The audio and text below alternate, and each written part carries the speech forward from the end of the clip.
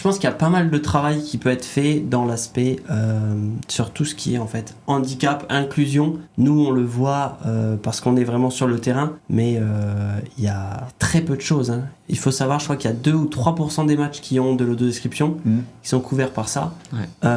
Les déficients visuels font comme ils peuvent, ils ont de la radio, ils ont principalement de la radio, mais qui a, je crois, quelque chose comme 10 secondes de latence. Donc en fait c'est insuivable. Ouais.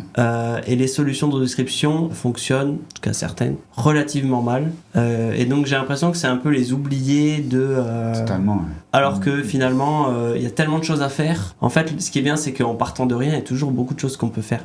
Nous, ce qu'on aimerait changer, c'est l'œil des autres. C'est-à-dire, tout à l'heure, j'ai pris la voiture pour venir vous voir, et j'entendais qu'il allait y avoir des coupes budgétaires pour justement accompagner les personnes en situation de handicap, etc. C'est pas exactement ça, mais bon, c'était à peu près ce que ça voulait dire. Bien sûr, on est dans une situation économique compliquée, mais néanmoins, c'est le reflet de notre société. Il y a un vrai problème. J'entendais hier, c'était suite à notre rendez-vous d'hier dans cette fameuse maison de santé, on regardait les chiffres, c'est 4 millions de personnes en France qui sont dans une situation de handicap avec une maladie orpheline, je veux dire presque une maladie rare. 4 millions de personnes. C'est énorme.